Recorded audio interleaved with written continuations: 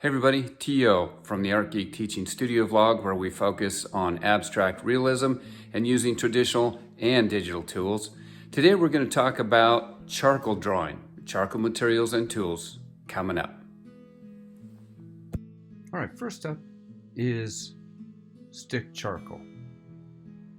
I usually get mine in 3 different values, soft, medium, and hard. And you can see up here, soft is clear to the right. That's going to leave you your darkest marks. And the hard is all the way on the left. You can get darker, of course, by just applying more pressure on each one of them. Next up is vine charcoal. Vine charcoal is made typically either out of willow or grapevine.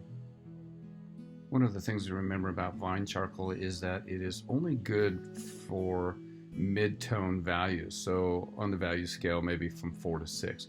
You can see here you can draw darker and make it darker, but when you go in to blend it, it's going to come back out. That is the darkest value that you can get, which is right there in the left of that little block. It's again 4 to 6 on the value scale. It's good for blocking in large spaces though, and if you want to do anything subtractive, it's a really nice way to go ahead and block in the entire paper with your midtones, and then you can start working from there. Next up is going to be pencils, charcoal pencils. These are general brand, and again, just like the other charcoals, I typically only get 3. Soft, medium, and hard. They come in, like if you get a kit, sometimes they'll come in 5. You can get extra hard and extra soft, but I generally just use those 3. Same as the stick charcoal, the softest is going to give you your darkest marks. Again, obviously you can build onto that, but you're not going to get as dark a mark out of a hard piece as you will your soft piece. Your soft is going to give you the darkest blacks, and your hards is going to be less than that.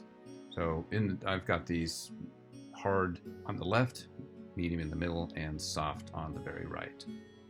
The other thing I do like about pencils is that you can get in there and get them very, very sharp for fine detail. Okay, next up for me anyway is pan pastels. I like the black pan pastels to lay in some really quick value, and it's very, very smooth. You can see that too.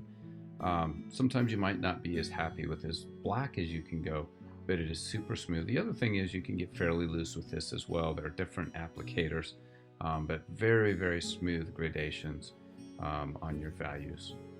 This is just an example of a really small applicator.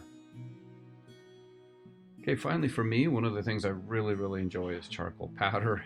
It is messy though, but it's a lot of fun, and you can pop out some values. I use a brush usually, as you can see here, and just dip it in there, and it's much like the pan pastels in terms of how smooth it is. You can see all that stuff dripping. So again, it really is very messy, but it's okay. I enjoy that, and it's a really nice way to get some very smooth graduated tonal values. Sometimes I'll come in with a brush, and you can use a brush as a blending tool. You can also use it as a mark making tool. As you can see here, it'll pick up charcoal, and you can lay down charcoal with it as well. Very, very smooth, very soft. You're not going to get any dark marks out of it, obviously, but it's good for blending. The other thing is sometimes you can use a larger brush and just blend any of the charcoal that is just sitting on the paper.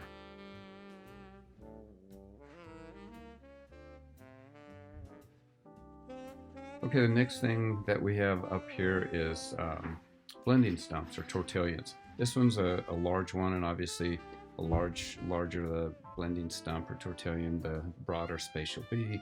And you can use them for mark making or for blending. They work well for both. They come in various sizes, from really large to really small. We have a video coming up on how to make your own tortillons, but as you can see here, they blend very nicely at whatever you want to use them, or wherever you want to use them in your image. You could also use a paper towel. Paper towels are good for blending. They're very soft. A lot of times I'll use my finger if I am not going to be trying to sell a piece, and it's just for daily sketches or something. Your finger works fine, but the oil in your finger is what you have to worry about if it's going to be a long-term piece.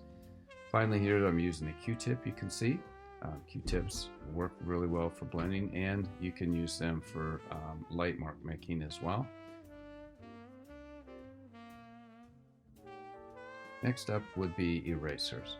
My favorite eraser for charcoal is the Kneaded Eraser. This thing picks up quite a bit of charcoal, does a fairly good job at it, and all you have to do to clean it is just pull it apart, put it back together. Then the white magic rub is another one of my favorite erasers for charcoal. You can get small, medium, or large marks out of it, so for subtraction, it does a really good job, and you can just clean it off on an eraser, clean it off on something that has some texture to it. But you can get fairly loose with it as well, and it does a really nice job of picking things up. The Pentel eraser tool I like a lot. It does a great job with charcoal as well. These come in 2 different sizes. You'll see the other one. I've only been able to find 2. But they do a really nice job of pulling it up. And what I really like about them is the eraser piece is actually replaceable. So you don't have to buy a whole new one. You just replace the eraser when it gets used up. And here's the little, I can't remember if this is called a micro pen. I'll put it in a link in the description, but this is just for fine detail. And same thing with it, the erasers inside it are replaceable, which makes it really, really nice. The last thing is my stick or pad of sandpaper. This can be used to clean your erasers, or you most likely are going to use it for keeping your pencils super sharp for that fine detail. One of the tricks that I use with this is when you sharpen your pencils, I sharpen it over my little charcoal powder bucket and just make my own charcoal powder rather than just throwing it away. So that's it. Thanks for joining me.